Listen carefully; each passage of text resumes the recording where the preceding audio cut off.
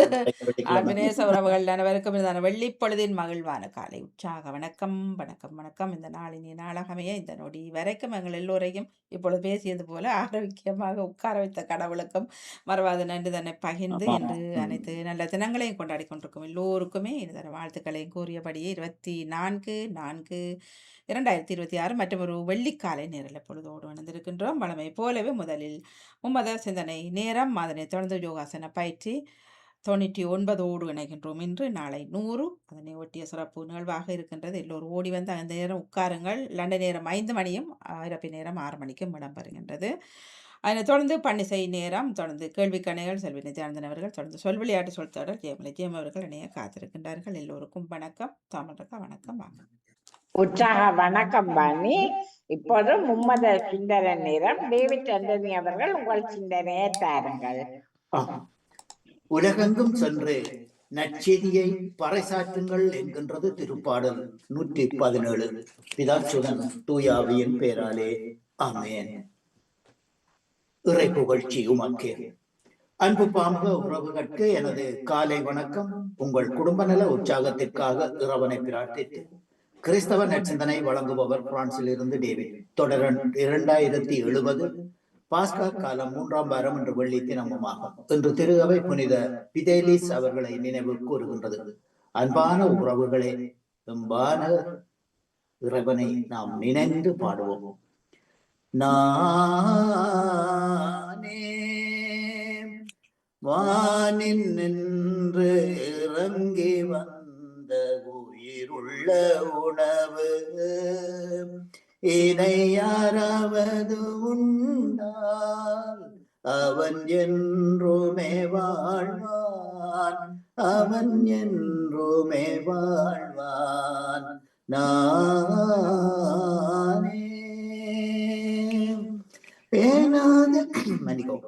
எனது உணவை உண்ணும் எவரும் பசியை அறிந்திடார்.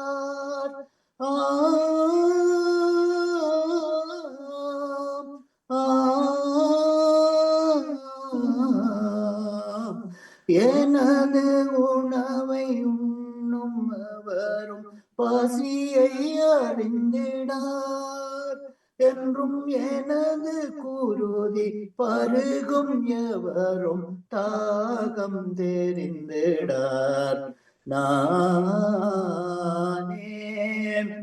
வானின் நின்று இறங்கி வந்த உயிருள்ள உணவு, இதை யாராவது உண்டால் அவன் என்றுமே வாழ்வான், அவன் என்றுமே வாழ்வான்.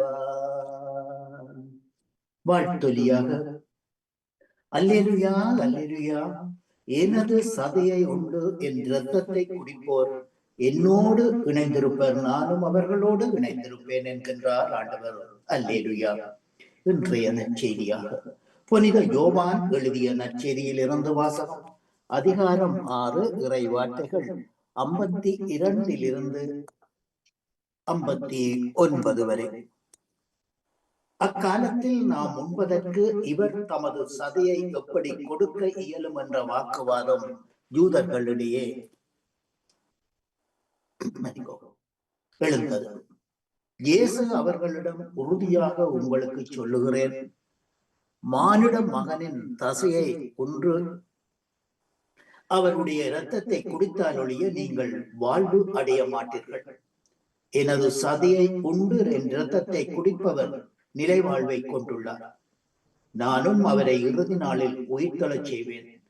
என் சதை உண்மையான உணவு, எனது இரத்தம் உண்மையான பானம். எனது சதையை உண்டு என் இரத்தத்தை குடிப்போர் என்னோடு இணைந்திருப்பார், நானும் அவர்களோடு இணைந்திருப்பேன். வாழும் தந்தை என்னை அனுப்பினார், நானும் அவரால் வாழ்கின்றேன்.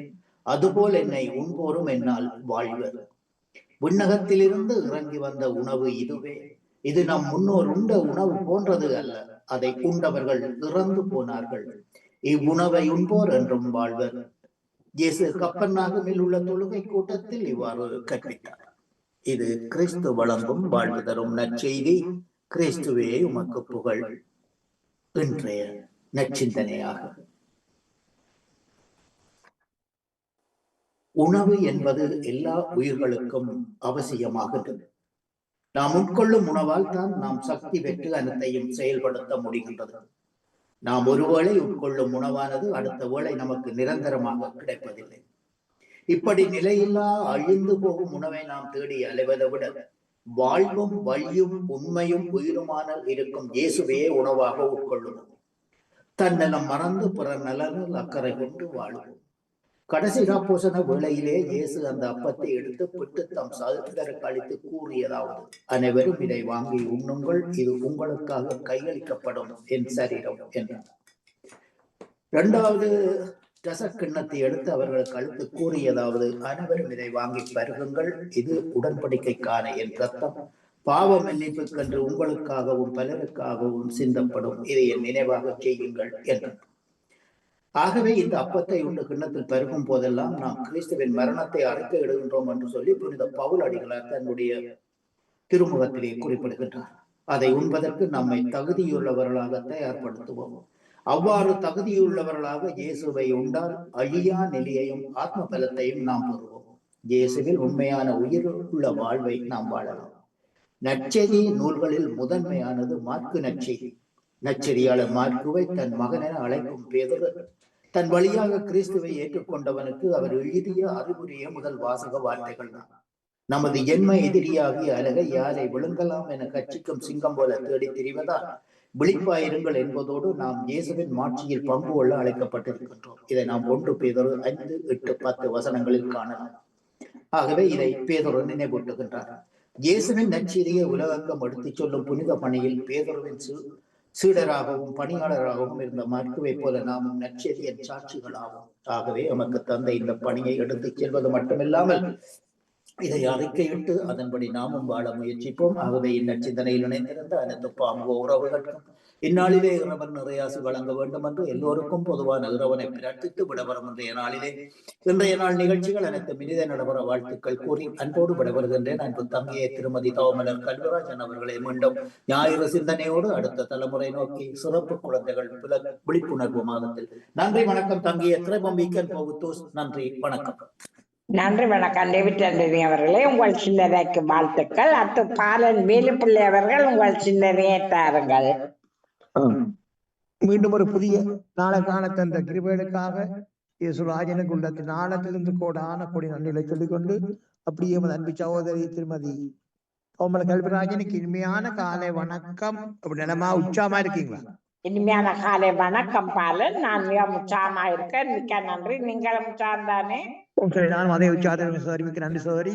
அப்படி சகோதரி நன்றிகளை சொல்லிக்கொண்டு அப்படியே அன்பு சகோதரி திருமதி கலைவாணி மோகனுக்கும் மற்றும் அன்பு சகோதரர் பாமோத்தின் அதிபர் திருவாளர் அடா மோகனுக்கும் மற்றும் பாமத்து கடன் சிறப்பிக்கின்ற அனைத்து குடும்ப உறவுகளுக்கும் மற்றும் பாமத்தை பார்த்தும் கேட்டுக்கொண்டு அனைத்து உறவுகளுக்கும் இனிமையான கால வணக்கங்களை கூறிக்கொள்வதோடு எல்லோருடைய சுக நலங்களை விசாரித்தபடி எல்லா உறவுகளுக்கும் சர்வவல்லருடைய இயேசு கிறிஸ்துனுடைய ஆசீர்வாதங்கள் அனுதினமும் அனைத்து உறவுகளுக்கும் பேர் பேராக கிடைக்க வேண்டும் என்று சொல்லி இயேசப்பாவிடம் பிரார்த்தனை எடுத்துக்கொண்டு நன்றி தீச்சமோட வேலுப்பிள்ளை பாலன் கிறிஸ்தவ தொடக்கம் சவரி 789 அப்படி சொல்லிக்கொண்டு வளமை போல பரிசுத்த வேதாகம் புதிய ஏற்பாட்டில புதிய லூக்காவின் சுவிசேஷம் 1ஆம் அதிகாரம் இறை வார்த்தைகள் 31 - 42 முடியும். இயேசுவினுடைய பரிசுத்தம் உள்ள நாமத்துக்கு சோத்திரம். இதோ நீ கற்பவதியாகி ஒரு குமாரனை பெறுவாய், அவருக்கு இயேசு என்று பெயரிடுவாயாக. அது நேற்று வரை. அவர் பெரியவராயிருப்பார், உன்னதமானவருடைய குமாரர் என்றெண்ணப்படுவார். கர்த்தராகிய தேவன் அவருடைய பிதாவின் தாவீதின் சிங்காசனத்தை அவருக்கு கொடுப்பார். அவர் யாக்கோபின் குடும்பத்தாரை என்றென்றைக்கும் அரசாளுவார், அவருடைய ராஜ்யத்துக்கு முடிவிராது என்றார். அதற்கு மரியாள் தேவதூதனை நோக்கி, இது எப்படி ஆகும்? புருஷனை அறியேனே என்றார். தேவதூதன் அவளுக்கு பிரதி உத்தரமாக, பரிசுத்த ஆவி உன்மேல் வரும், உன்னதமானவருடைய பலம் உன்மேல் நிழலிடும், ஆதலால் உன்னிடத்தில் பிறப்பவர் பரிசுத்தம் உள்ளவர், தேவனுடைய குமாரன் என்று எண்ணப்படுவார். இதோ உனக்கு இனத்தாளாயிருக்கிற எலிசபெத்தும் தன் முதிர் வயதிலே ஒரு புத்திரனை கற்பன் தரித்திருக்கிறாள். மலடி எனப்பட்ட அவளுக்கு இது 6ஆம் மாதம். தேவனாலே கூடாத காரியம் ஒன்றுமில்லை என்றார். அதற்கு மரியாள், இதோ நான் ஆண்டவருக்கு அடிமை, உம்முடைய வார்த்தையின்படி எனக்கு கடவது என்றார். அப்பொழுது தேவதூதன் மரியாளிடத்திலிருந்து போய்விட்டார். அந்நாட்களில் மரியாள் எழுந்து மலைநாட்டிலே யூதேயாவில் உள்ள ஒரு பட்டணத்திற்கு தீவிரமாக போய் சகரியாவின் வீட்டுக்குள் பிரவேசித்து எலிசபெத்தை வாழ்த்தினாள். எலிசபெத்து மரியாளுடைய வாழ்த்துதலை கேட்ட பொழுது அவளுடைய வயிற்றில் இருந்த பிள்ளை துள்ளிட்டு, எலிசபெத்து பரிசுத்த ஆவியினால் நிரப்பப்பட்டு உரத்த சத்தமாய், ஸ்திரீகளுக்குள்ளே நீ ஆசீர்வதிக்கப்பட்டவள், உன் கற்பத்தின் கனியும் ஆசீர்வதிக்கப்பட்டது. இதை தொடங்கி சகோதரி இன்னொரு நாளை தொடர்ந்து சொல்லிக்கொண்டு கர்த்தருடைய பரிசுத்தமுள்ள நாமத்துக்கு ஸ்தோத்திரம். ராஜாதி இயேசு ராஜாவே, சகல வானங்களில் நீரே ராஜனே, நீரே ராஜனே. ராஜாதி இயேசு ராஜாவே, சகல வானங்களில் நீரே ராஜனே, நீரே ராஜனே, நீரே ராஜனே. அன்பான இயேசு ராஜாவுக்கு முன்கூடான கொண்டான்னு சொல்லிக்கொண்டு, தகப்பனே, பிரியான மார்க்க மகாராஜா, உங்களுடைய பிள்ளைகள் எந்தெந்த வாகனங்கள் வெளியில் சென்று கொண்டிருக்கிறார்களோ மற்றும் செல்ல இருக்கின்றார்களோ மற்றும் எந்தெந்த இடங்கள் இருக்கின்றார்களோ எல்லா இடங்களிலும் அப்பாவுடைய பிரசன்னம் பாதுகாப்பு இருக்க ஜெபிக்கிறேன் தகப்பனே.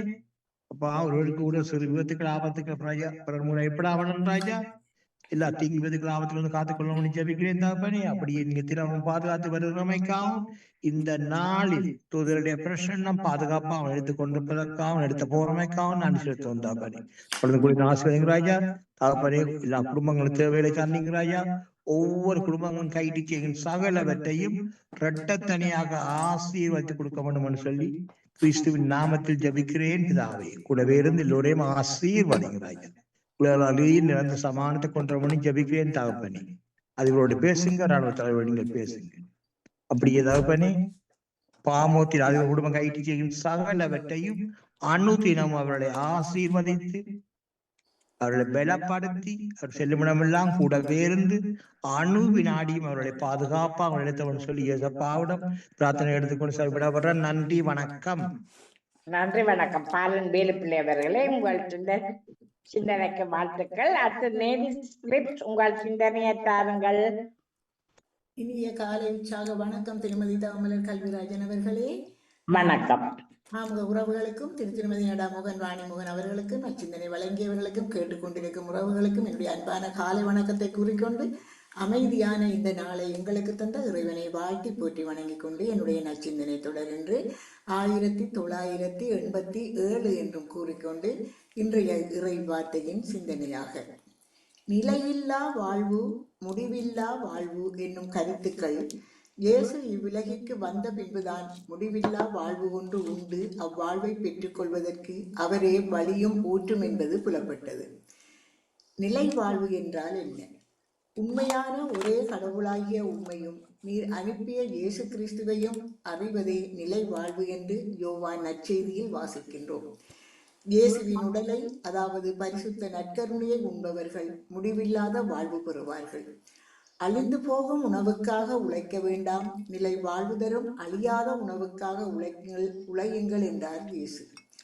இயேசுவின் வார்த்தைகள் நமக்கு முடிவில்லா வாழ்வை தருகின்றன என்று விவிலியம் எடுத்துரைக்கின்றது.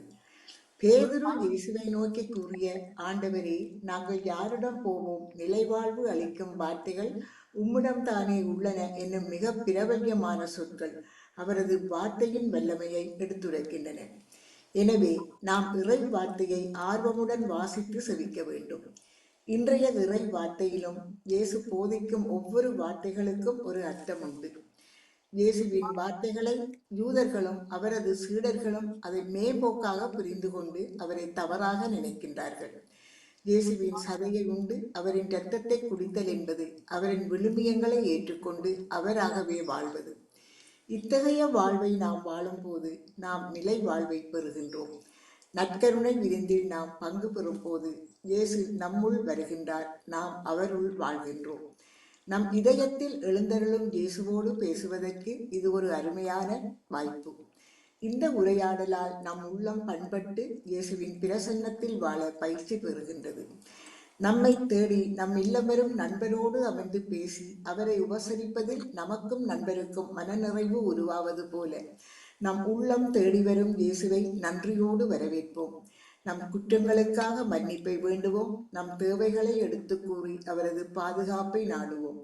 இவ்வுலக வாழ்வில் பாதுகாப்பும் நிம்மதியும், மறு உலக வாழ்வில் முடிவில்லாத வாழ்வும் தரும் இறை மகனோடு ஒன்றித்து வாழ்வோம் என்று கூறிக்கொண்டு உங்களுக்கும் இந்த அதிகாலை பொழுதினிலே இந்த இறை வேண்டல் இறை சிந்தனையில் இணைந்திருக்கின்ற எல்லோருக்கும் இந்த நாள் இனிய நாளாக மலர்ந்து எல்லோரும் எல்லா நலங்களும் பெற்று அமைதியாகவும் மகிழ்வாகவும் வாழ வேண்டும் என்று வேண்டிக் கொள்கிற வேளையிலே இன்றைய வெள்ளி பொழுதினில் இந்த பாம்பு மேடையிலே ஆலய வழிபாடுகளாக இசைக்கப்படுகின்ற இந்த பன்னிசைகள் இறைவனின் மனதை உருக்கி எல்லோருடைய வேண்டுதலையும் நிறைவாக கேட்டு அவர்களை ஆசீர்வதிக்க வேண்டும் என்ற பிரார்த்தனைகளோடு உலக மக்களின் அமைதிக்காகவும் உலக நாடுகளின் சமாதானத்துக்காகவும் நாங்கள் வேண்டுவோம். புரிந்துணர்வு எல்லோருடைய மனதிலும் ஏற்பட்டு எல்லோரும் புரிந்து வாழ வேண்டும் என்று வேண்டிக்கொண்டு உங்களிடம் இந்த அன்பாக விடைபெறுகிறேன். தவமலர் அவர்களே, நன்றி, வணக்கம். வாணிமுகனை வரவேற்றப்படும். நன்றி, வணக்கம். நன்றி, வணக்கம். நியூஸ் விட்டவர்களே, உங்கள் சிந்தனைக்கு வாழ்த்துக்கள். அடுத்து ஜேம்ஸ் அல்சன் அவர்கள் உங்கள் சிந்தனையை தாருங்கள். எல்லோருக்கும் நிறைந்த வணக்கம். இன்றைய நாள் இறைவன் தந்த புதிய நாள். இந்த நாளிலே திரையிலே இசைகின்ற நேவிஸ் பீரிஸ், ராஜினி அல்போன்ஸ், டேவிட் ஆண்டனி, அனா, பாலன் வீலுப்பிள்ளை, தவமலர் கல்விராஜன் அம்மா இதனை நிறைப்படுத்துகின்றீர்கள். வாணி அம்மா இதனுடைய தொடர்பாளராக இருக்கின்றீர்கள். அடுத்து செல்வி நித்யானந்தன் அம்மா அவர்கள் நிற்கின்றீர்கள். அவர்களோடு இதனை காண்கின்ற அனைவருக்கும் இறையாட்சியின் நல்வாழ்த்துக்கள் கூறி தொடர்கின்றேன். நீ கிறிஸ்தவனா? அப்படியானால் கிறிஸ்துவை மனிதமாக நீ வாழுகின்றாயா? அந்த மதம் மனிதமாக வாழுகின்றதா என்பது முதலாவது கேள்வி. நீ இந்துவாக இருக்கின்றாயா? பெயருக்கு இந்து மதமாக இருக்கின்றாயா அல்லது இந்துவாக நீ மனிதன் கொண்டு வாழுகின்றாயா? இஸ்லாமியனாக இருக்கின்றாயா? வெறுமனே மதம் இஸ்லாமிய மதமாக இல்லை, மனிதனாக வாழுகின்றாயா? இது ஒரு சமய பிடங்களுக்குள்ளே இருக்கின்ற பெரிய கேள்வி. ஒவ்வொருவரும் என்னுடையதான் பெருசென்று வீரம் குட்டிக்கண்டு நிற்கின்ற வேளையிலே மனிதத்துவத்தை இந்த உலகம் தேடுகின்றது. அதாவது உலகெங்கும் சென்று நற்செய்தியை போதியுங்கள் என டேவிட் ஐயா அவர்கள் குறிப்பிட்டார். எவ்வாறு இந்த நற்செய்தியை போதித்தார்கள்? உலக போனவுடனே இயேசு இப்படி நற்செய்தி என்று போதிக்கவில்லை. அவர்கள் அந்த நாட்டிலே அவர்களோடு வாழ்ந்து அவர்களுடைய பிரச்சனைக்கு முகம் கொடுத்து அவர்களுக்கு உதவி செய்து வாழ்ந்தவர்கள். இவர்கள் யார் என்ற கேள்வியிலே அவர்கள் இறைவனை தேடினார்கள். இந்தியாவிலே மருத்துவம் என்ற பெரிய மருத்துவமனை கட்டப்பட்டது. வேலூர் மருத்துவமனை. அதாவது மக்களினுடைய அடிமைத்தனம், திறமையற்ற நிலைமையிலேதான், திறமையான சிந்தனையற்ற நிலையிலேதான் இந்த மருத்துவமனை ஒன்று அங்கு தேவைப்பட்டது. ஒருவருக்கு குழந்தை பேருக்காக போய் வைத்தியரை அணுகிறார், அங்கே இல்லை. அவருடைய கணவனும் வைத்தியர், அவர் வேண்டாம், பெண்தான் வைத்தியம் பார்க்க வேண்டும் என்ற நிலை எழுகின்றது. அங்கே அவருடைய மனைவி மரணமாகின்றாள். இது அந்த வைத்தியருடைய பிள்ளையை அமெரிக்காவுக்கு சென்று வைத்தியத்துறையை கல்வி கற்க வைத்து மீண்டும் இங்கே பணியாற்ற வைத்தது. இவ்வாறு பணியாற்றியவர்கள், அதாவது கல்வித்துறை பெரிய கல்வி தனியாக குறிப்பிட்டவர்களுக்கு மட்டுமே இருந்த கல்வித்துறையில் இருந்து வெளியே போய் ஒரு பெரிய கல்லூரிகளை கட்டி எல்லோருக்கும் கல்வி அளித்தார்கள். எல்லோரும் கல்வி பெற வாய்ப்பளித்தார்கள். இதுதான் பணி, இதுதான் அந்த நற்செய்தி பணியாக இருந்தது. அதிலேதான் அவர்கள் இயேசுவை அறிவித்தார்கள். உயிர்த்த இயேசுவை மக்களுக்குள்ளே கண்டார்கள். இன்னும் ஒரு விடயத்தை நாம் பார்க்கும் போது, அம்மா இந்த பெயர் பலருக்கு தெரியும். இவர் 9 வயதிலேயே மற்றவர்களுக்கு உதவி செய்ய பழகினவர். உணவில்லாதவர்களுக்கு மற்றவர்களிடம் சென்று உணவு வாங்கி கொண்டு போய் கொடுத்து அவர்களை வாழ வைத்தவர். துன்பப்பட்டோருக்கு அருகிலிருந்து தொட்டு அவர்களோடு பேசியவர். இவரிடம் பணம் இருக்கவில்லை, பொருள் இருக்கவில்லை, ஆனால் ஆண்டவனுடைய அமைதி அங்கே இருந்தது. இன்று ஓர் இந்து மத பெண்மணியாக உலகெங்கும் வலம் வருகின்றார். நாங்கள் புனிதர்களை தேடும் போது கத்தோலிக்க திருச்சபை மட்டுமே இவர் புனிதர் என்று அறிக்கை செய்கின்றது. அதாவது அப்படி நீங்களும் வாழலாம் என்று சொல்லி அறிக்கை செய்கின்றது. அதே போல் இந்து மதத்திலே, சைவ மதத்திலே, கிறிஸ்தவத்திலே, இஸ்லாமியத்திலே புனிதர்கள் இருக்கின்றார்கள். அவர்கள் மதத்தை காட்டவில்லை, மனிதத்தை காட்டுகின்றார்கள். அன்னை தெரேசா மதத்தை அங்கு காட்டவில்லை, மனிதத்தை தான் காட்டினார். எனவே இன்றைய நாள் மனிதத்தை தேடி நிற்கின்ற நாளாக வருகின்றது. கேரளாவிலே இன்னும் ஒரு நிகழ்வு இருக்கின்றது. உலகெங்கும் கிட்டத்தட்ட 6 பேர் 7 பேர் வரையிலே 5 காய வரம் பெற்றவர்கள் இருந்திருக்கின்றார்கள். கேரளாவிலே இன்னும் ஒரு அருட்சகோதரி இருக்கின்றார், 5 காய வரம் பெற்றவர். இயேசுவனுடைய 5 காய வரங்களை பெற்றவர். அவர் என்றும் உயிரோடு இருக்கின்றார். பெரிய வெள்ளிக்கிழமையிலே அவருடைய கை கால்களிலே இந்த இயேசுவனுடைய இரத்தம் வருகிறது. ஆகையினாலே இறைவன் தன்னை இப்பொழுதும் கூட, அதாவது இறையியல் ரீதியாக மட்டும் அல்ல, மற்றும் பல விதங்களிலே வெளிப்படுத்துகின்றார். அதாவது பணி மூலம் நாம் இறைவனை சந்திக்க முடியும். இந்த தளத்திலே பலர் தங்களுடைய பணிகளை செய்கின்றார்கள். அந்த பணி மூலம் அவர்கள் இறைவனை சந்திக்கின்றார்கள். தங்களிலும் தங்களை காண்பவர்களிலும் இறைவனை சந்திக்கின்றார்கள். இறைவனை இயேசு காண்பதற்கு, இயேசு தன்னிலே இறைவனை காண்பதற்கு தன்னிலே காண வேண்டும். அதிலிருந்து மற்றவர்களிலே கொடுக்கும் போது அங்கிருந்தும் கூட இறைவனை சந்திக்க முடியும்.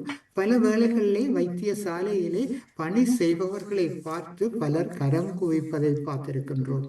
காரணம் என்னவென்றால் அவர்கள் கடவுளை, இறைவனை அவர்களிலே காண்கின்றார்கள்.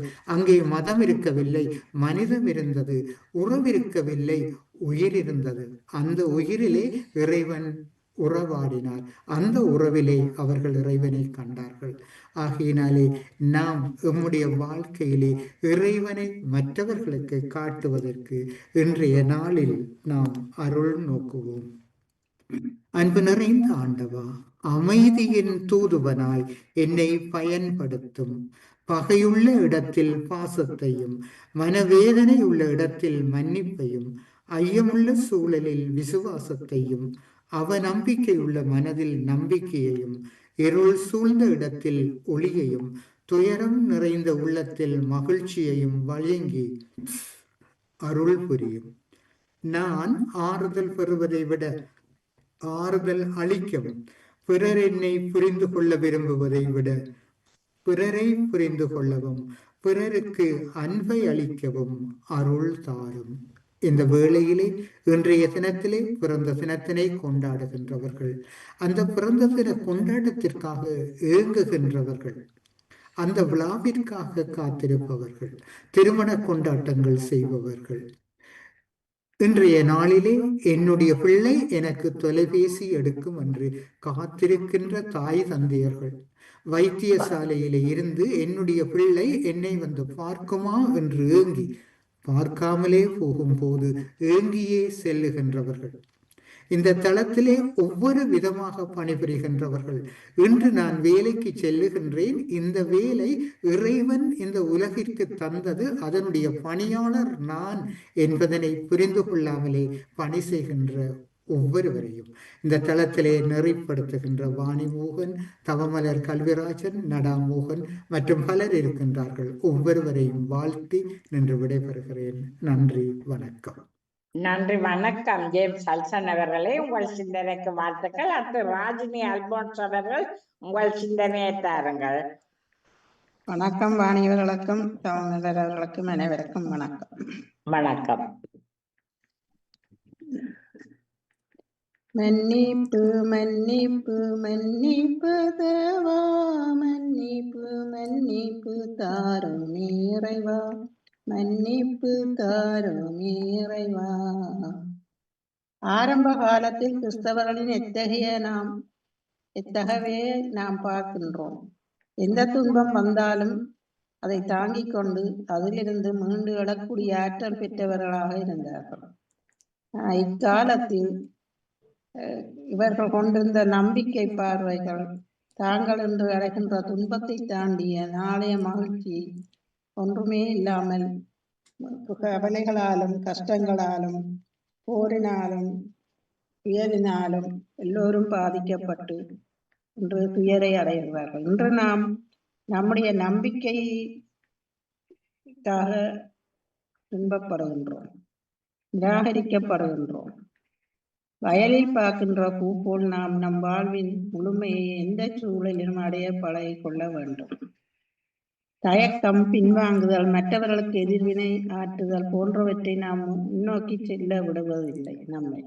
இதனால் நாம் அதை விலக்கி என்றும் நலத்தையும் வளத்தையும் மகிழ்ச்சியையும் உள்ளவர்களாக உலகில் வாழ்வோமாக. நன்றி, வணக்கம். நன்றி, வணக்கம். ராஜினி அல்போன்ஸ் அவர்களே, உங்கள் சிந்தனைக்கு வாழ்த்துக்கள். அடுத்து அண்ணா பாலமுரளி அவர்கள் உங்கள் சிந்தனையை தாருங்கள். மீண்டும் ஒரு புதிய காலை பொழுதில் இணைய செய்த இறைவனுக்கு நன்றியை கூறிக்கொண்டு பாமுகம் தொலைக்காட்சியில் இணைந்திருக்கும் அத்தனை உறவுகளுக்கும் எனது காலை வணக்கத்தையும் வாழ்த்துக்களையும் கூறிக்கொண்டு இன்று 1 யோவான் 4ஆம் அதிகாரம் இறைவார்த்தை 4. பிள்ளைகளே, நீங்கள் கடவுளை சார்ந்தவர்கள். நீங்கள் அந்த போலி இறைவாக்கினர்களை வென்று விட்டீர்கள். உங்களுக்குள் இருப்பவர் உலகில் இருக்கும் அந்த எதிர் கிறிஸ்துவை விட பெரியவர். இது ஆண்டவர் வழங்கும் அறிவாக்கு. சில சமயங்களில் நமது வாழ்க்கை நம்மை கீழே தள்ள முயற்சிக்கின்றது. எங்களுக்குள் இருக்கும் அறிவு, பலம், இதுகள் எல்லாவற்றையும் சில சமயங்களில் நாங்கள் குழி தோண்டி புதைத்து விடுகின்றோம். சில சமயங்களில் எங்களுடைய பிள்ளைகள், இளைஞர், இன்று இந்த உலகில் வாழும் இளையோர் எதை நோக்கி செல்கின்றார்கள்? தங்களிடம் இருக்கும் அறிவை, முயற்சியை எல்லாவற்றையும் சில சமயங்களில் அவர்கள் இழக்கின்றார்கள். இதற்கு ஒரு காரணமாக அவர்களுடன் சேர்ந்து பழகும் சக நண்பர்களாகவும் இருக்கின்றது. சில நேரங்களில் அவர்கள் வீட்டில் கிடைக்காத சந்தோஷத்தை, மகிழ்ச்சியை வெளியில் காணலாம் என்று நினைக்கின்றார்கள். சக நண்பர்கள் செய்யும் வேலைகள் அல்லது அவர்களால் தூண்டப்படுகின்றார்கள் என்று கூட சொல்லலாம். அவர்கள் கீழே தடப்படுகின்றார்கள். இன்று இளைஞர்கள் பெரும்பாலும் பெற்றோருடைய வார்த்தைகளை கேட்பதில்லை. அவர்கள் தங்கள் நண்பர்களுடன் பாடசாலையில் படிக்கும் நண்பர்களாக இருந்தாலும் வெளியில் இருக்கும் நண்பர்களாக இருந்தாலும் அவர்கள் செய்பவற்றை தாங்கள் செய்யணும் என்று விரும்புகின்றார்கள். ஆனால் அங்கே அவர்கள் தங்களிடம் இருக்கும் முயற்சியையோ அல்லது திறமைகளையோ வெளிக்கொண்டு வருவதற்கு முயற்சிப்பதில்லை. எங்களிடம் நிறைய விஷயங்கள் பொக்கிஷமாக நாங்கள் உள்ளுக்குள் வைத்திருக்கின்றோம். அதை நாங்கள் புதைத்து விடுகின்றோம், வெளியில் கொண்டு வருவதில்லை. இயேசு நமக்காக நமக்கு ஒவ்வொருவருக்கும் திறமைகளை தந்திருக்கின்றார், ஆற்றலை தந்திருக்கின்றார், சிந்தனையை தந்திருக்கின்றார். அதை பயன்படுத்தாமல் நாம் மற்றவர்களை போல வாழ வேண்டும் என்று விரும்புகின்றோம். நாம் இறைவனில் இயேசுவில் வாழ்ந்தால் இயேசு எங்களில் வாழ்வார். எங்களுக்கு மிகவும் திறம்பட செயல்களை தருவார். அதை நாங்கள் பயன்படுத்த வேண்டும். இன்று இளைஞர்கள் அப்படி நினைப்பதில்லை. இளைஞர்கள் இந்த உலகம் சார்ந்த விஷயங்களில் ஈடுபட்டு இந்த உலகத்தின் போக்கில் வாழ்கின்றார்கள். நாம் இளையோருக்காக இயேசுவிடம் வேண்டுவதற்கு கடமைப்பட்டிருக்கின்றோம். எங்கள் வீடுகளில் இருக்கும் ஒவ்வொரு இளைஞர்களுக்காகவும் நாம் இறைவனிடம் வேண்ட வேண்டும். இன்றைய வெள்ளி காலை பொழுதில் இந்த வார்த்தையை தந்த இறைவனுக்கு நன்றியை கூறி, இன்றைய இளைஞர்களுக்காக, குழந்தைகளுக்காக, வருங்கால இளையர்களுக்காக சிந்திக்கவும், அவர்களுக்காக இறைவனிடம் வேண்டவும், எங்களுக்கு நல்ல மனதையும் ஆற்றலையும் தர வேண்டி இந்த நாளை தந்த இறைவனுக்கு நன்றியை கூறிக்கொண்டு, இயேசுவுக்கே புகழ், இயேசுவுக்கே நன்றி, மரியே வாழ்க. நன்றி, வணக்கம். நன்றி, வணக்கம். ஆனா பாலமுரளி அவர்களே, உங்கள் சிந்தனைக்கு வாழ்த்துக்கள். அடுத்து ஜானடேசன் அவர்கள் உங்கள் சிந்தனையை தாருங்கள். காலை உற்சாக வணக்கம். இந்திய தொகுப்பாளனி ராமலர் செல்வராஜன் அவர்களுக்கும் வணக்கம். பாமருத்துவ பழனி கலைவாணி மோகன் அவர்களுக்கும் அதிபர் நடாமோகன் அவர்களுக்கும் அனைத்து பாமர்களுக்கும் எனக்கு இந்த காலை வணக்கத்தை கிறிஸ்தாசுடன் கூறிக்கொண்டு நான் ஜீமந்தி ஜியானடேசன். இன்று பாஸ்கா காலத்தின் 3ஆம் வாரத்தின் 5ஆம் நாள் வெள்ளிக்கிழமை. கிறிஸ்தவ சிந்தனை தினதாக்கம் 9,054. மனிதர்கள் நிலைவாழ்வு பெற இயேசு அளிக்கும் இன்னொரு கொடை அவரது சதையும் இரத்தம் என்று. சதியை உண்டு இரத்தத்தை குடிப்பவன் நிலவாழ்வை கொண்டுள்ளார் என்கின்றார் இயேசு. நாம் நிலைவாழ் பெற இயேசு வழங்கும் உன்னதமான கொண்ட கொடை இது. நமது ஆன்மீக வாழ்விற்கு வழித்துணையாக வலிமை தரும் ஒன்றாக வரும். இந்த உணவு நம்மிலே நம்பிக்கை வளரச் செய்கின்றது. தீமைகளை தவிர்த்து நல்வழியினாலும் நம்மை நடத்துகின்றது.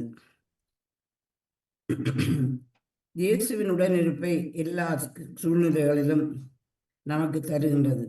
உலக முடியும் வரை என்னாலும் உங்களோடு இருக்கிறேன் என்று எனக்குரிய ஆண்டவர் இந்த உணவின் வழியாக நம்மில் உரைகின்றார். ஆண்டவரின் பிரசன்னம் நம்மோடு இருக்கும்போது நாம் எதற்கும் அஞ்ச தேவையில்லை.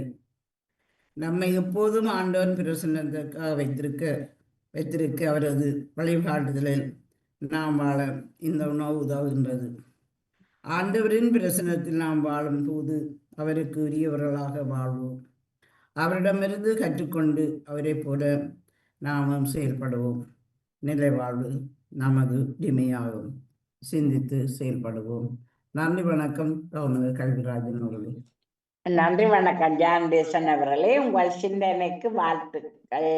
இன்று கிறிஸ்தவ சிந்தனை தந்த டேவிட் ஆண்டனி அவர்கள், பாலன் வேலுப்பிள்ளை அவர்கள், நேவிஸ் பிலிப்ஸ் அவர்கள், ராஜினி அல்போன்ஸ் அவர்கள், ஜேம்ஸ் அல்சன் அவர்கள், அண்ணா பாலமுரளி அவர்கள், ஜானடேசன் அவர்கள் அனைவருக்கும் வாழ்த்து கூறியபடி வாணி தொடருங்கள். நன்றி, வணக்கம்.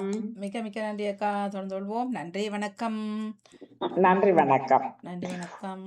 அளவுக்கு வருகின்றது சிந்தனை நேரம். தொகுப்பு அக்கா இணைந்த எல்லோருக்குமே நன்றி, வணக்கம்.